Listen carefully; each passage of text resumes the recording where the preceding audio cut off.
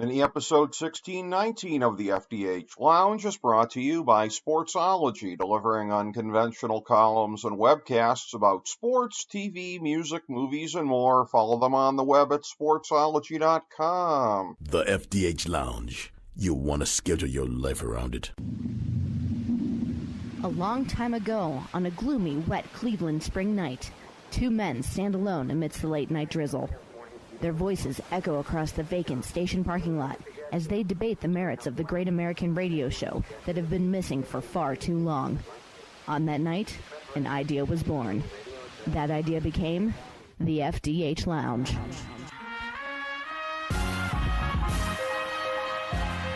Welcome to the FDH Lounge. Hello, everyone. Welcome to FDH Lounge mini episode 1619, not to be confused with the 1619 project. This is FDH managing partner Rick Morris here, and I have with me today one of our favorite FDH Lounge dignitaries here, a gentleman who has been covering the XFL longer than just about anybody, and we'll get that kind of fleshed out here when we talk to him.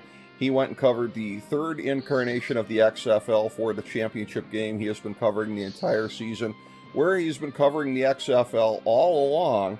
OurSports Central, of course, their great football writer, Fran Stuchbury, and Fran dates all the way back to 2001 with the original XFL, followed the second incarnation in 2020, and now this one. He has this entire journey he's been on covering it, and we're going to talk to him about how the XFL Championship Game culminated the third season and the beginning of the third incarnation of the XFL. It's Fran Stuchbury. Fran, welcome back to the program, my man. Happy to be here, Rick, as always. 2001 was the first article I wrote for OurSports Central on the XFL, and I never envisioned 22 years later I'd be covering the championship. That was excellent.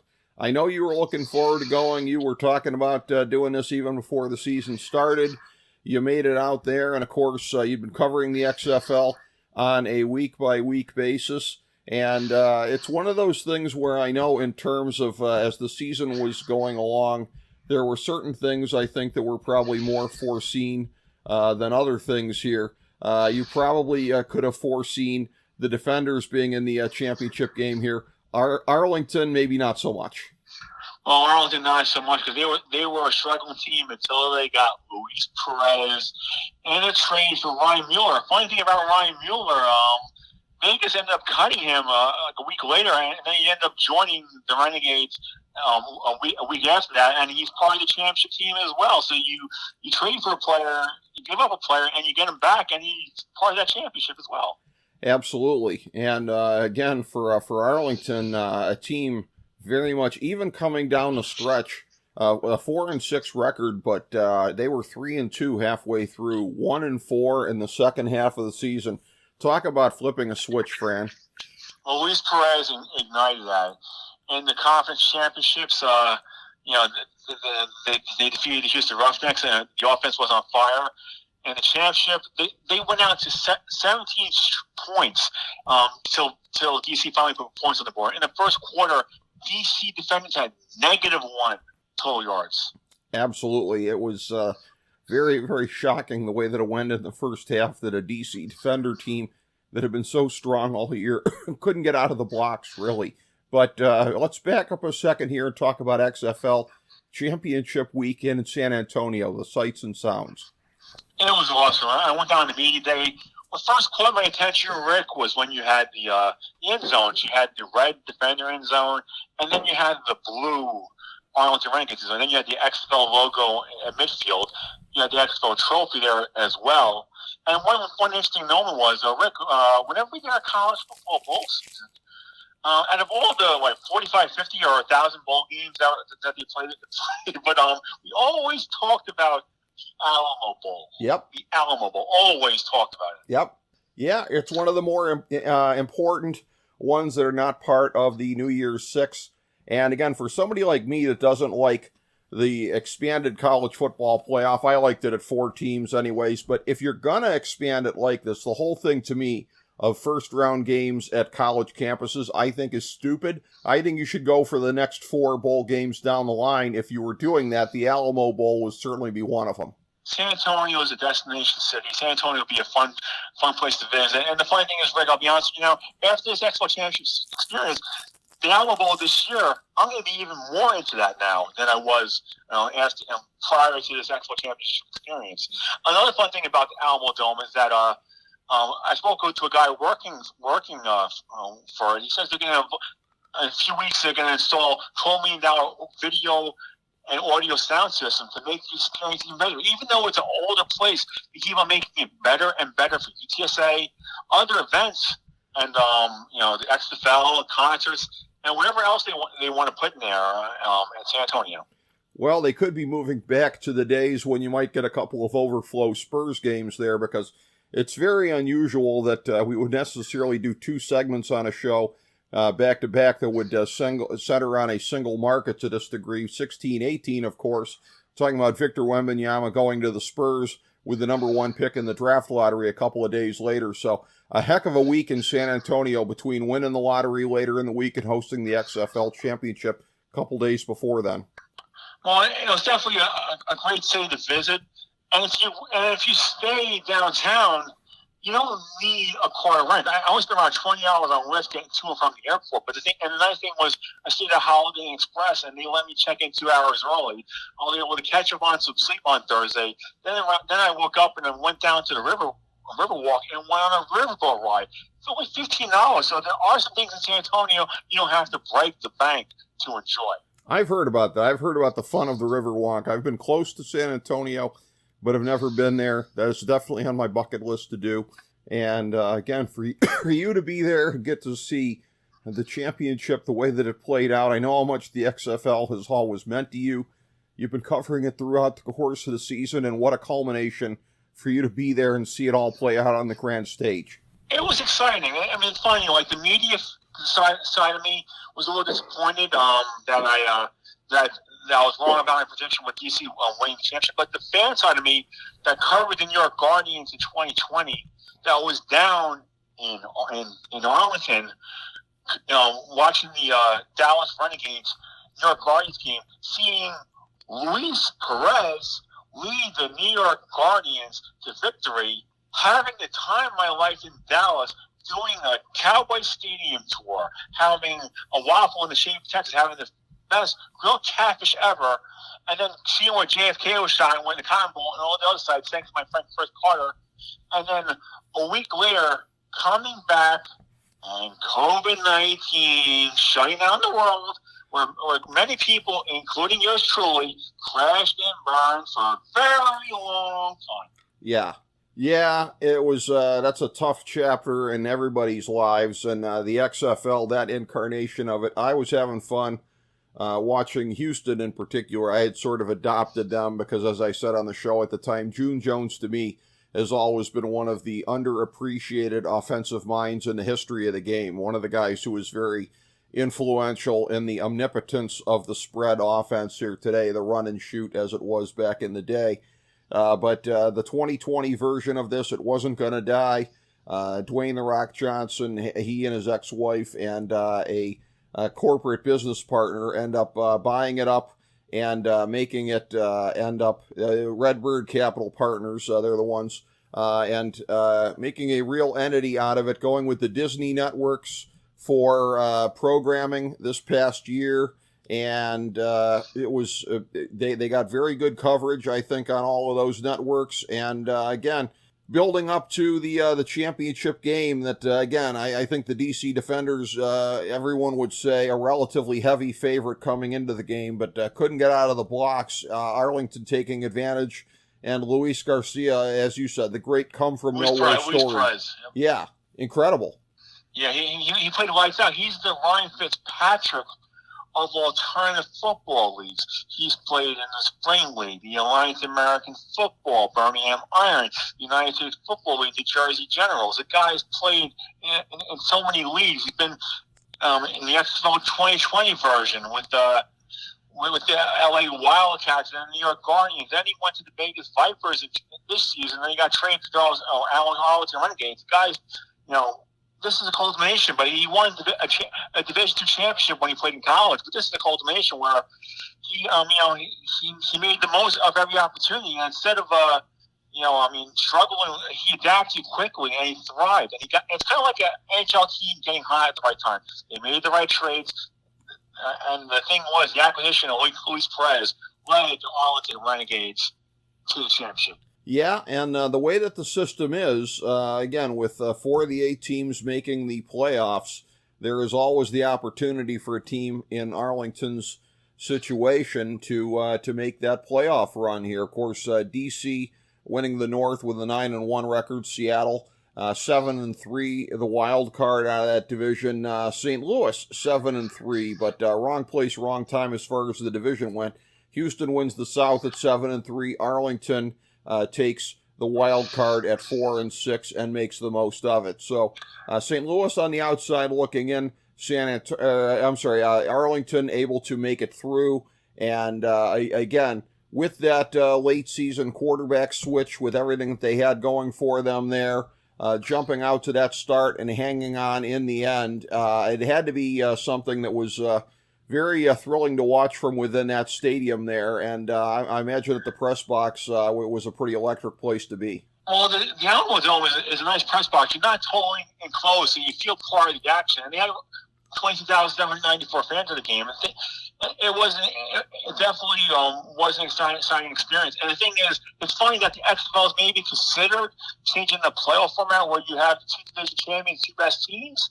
If they do this now after Arlington winning the championship, it's going to look bad for the league. So this might be a fluke where a second place team in the division struggles and does do better than this may be a fluke situation. I think if the league if DC won and they made the decision, fine. But if now Arlington wins, if they make the decision where you do the top 2 teams and the top 2 division winners, the top 2 teams after that, you got to say, well, that means Arlington would never won a championship if those rules were in place in the first place. So. Yeah, it would be some egg on the face, I think, if they changed it at this point here.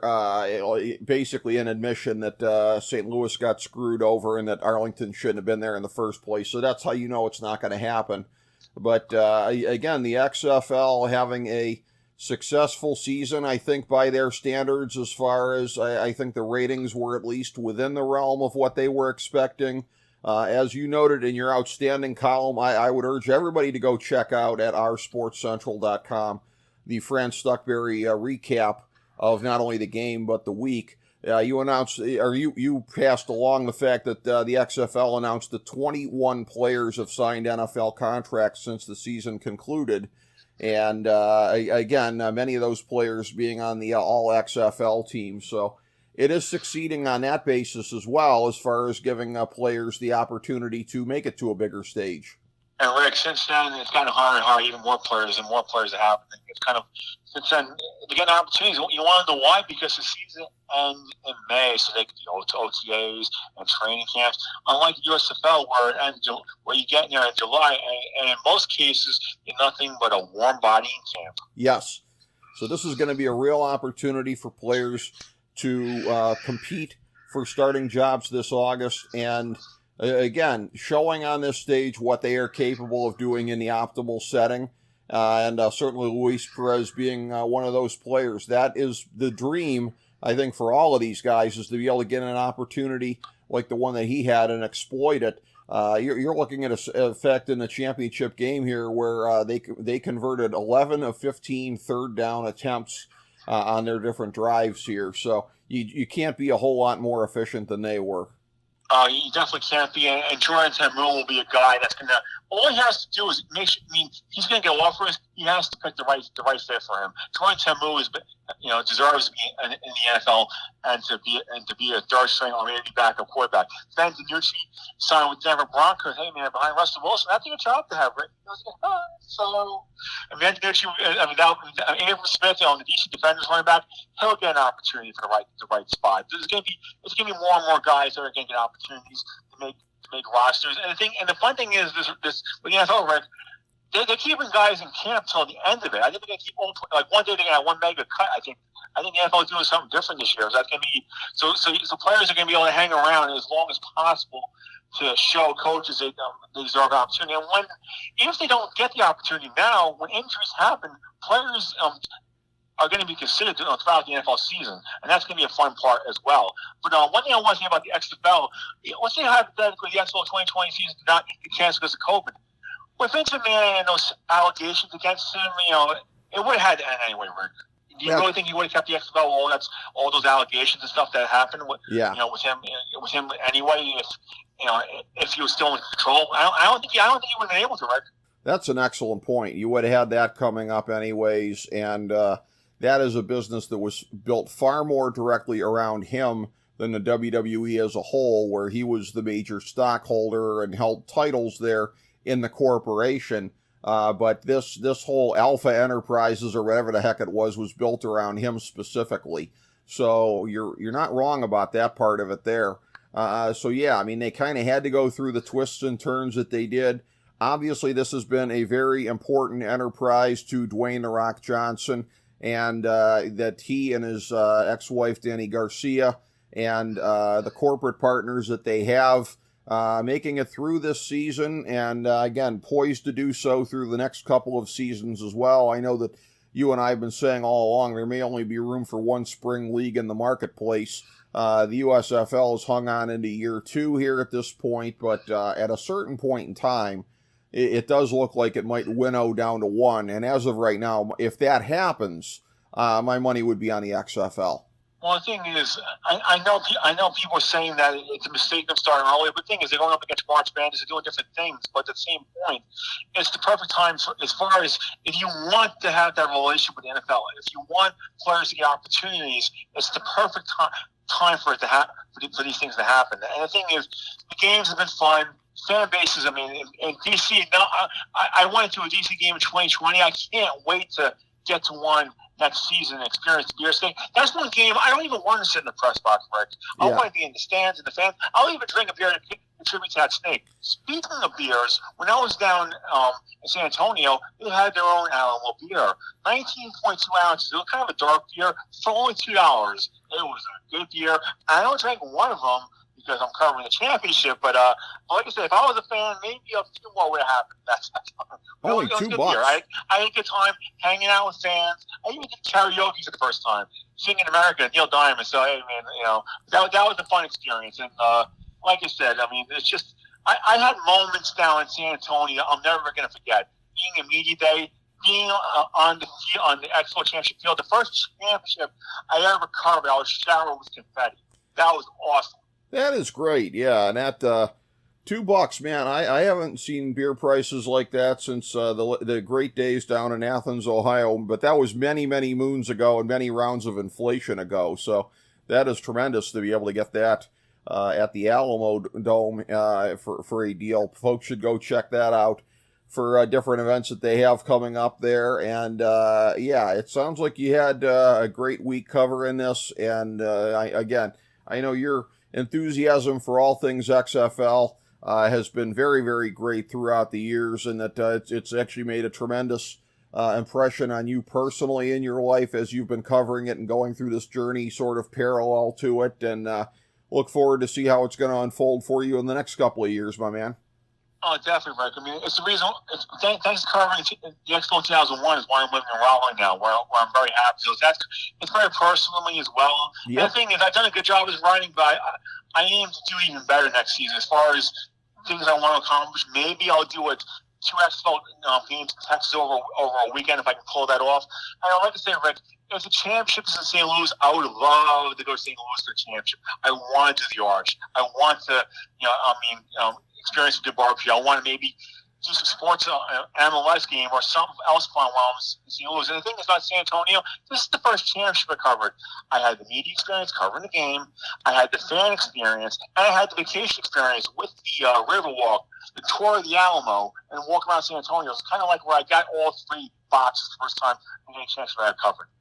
Yeah, and I think you'll definitely enjoy St. Louis when you go there. I think you'll get a lot out of that if they end up hosting the championship game next year. So we'll have to see where that plays out in the year and years to come. So Any other thoughts on the XFL Championship Game and or the season of 2023, Fran Stuchbury? Well, the XFL did the 1.4 rating. It peaked at 1.8.